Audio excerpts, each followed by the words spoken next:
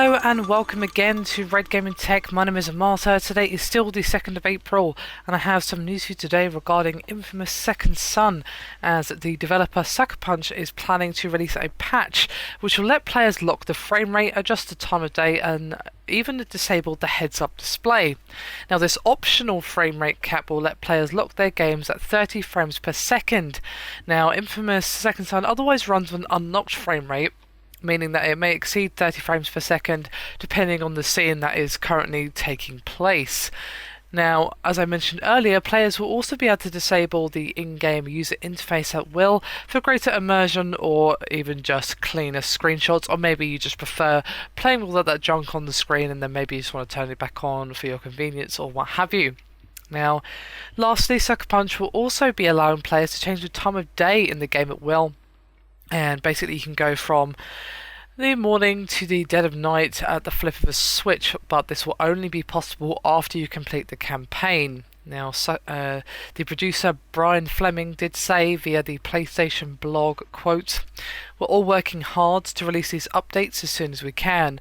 Time-wise, the earliest we could have the patch and new features ready is about 2 weeks from now. So stay tuned for another update. We'll let you know as soon as they're ready to go live." So there you have it, a rather interesting proposition to say the least. I think this is an interesting feature that more games should have. If unlocking or capping frame rate is something that should be optional, of course, but I think most games should include it because, well, some people are more than happy to lose a couple of frames per second if that means they get a more general stable frame rate and just have a general smoother experience. Now, the feedback from most people seems to be that Infamous Second Son plays very smoothly anyway, but if you just want to squeeze that extra little bit of fluidity out of the game by perhaps just limiting the frame rate to 30, then you can do so.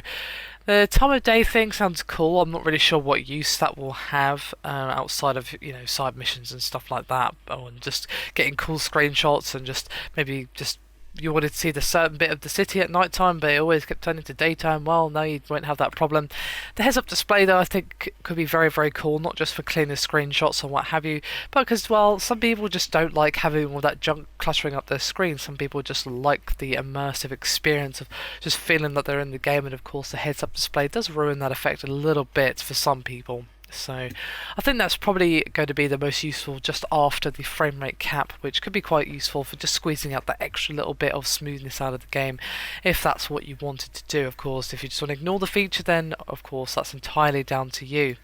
So hopefully it'll be out soon. Of course, I'll bring you an update as soon as I hear of it, and yeah, that's pretty much it. Thank you very much for watching this video, and I'll see you next time.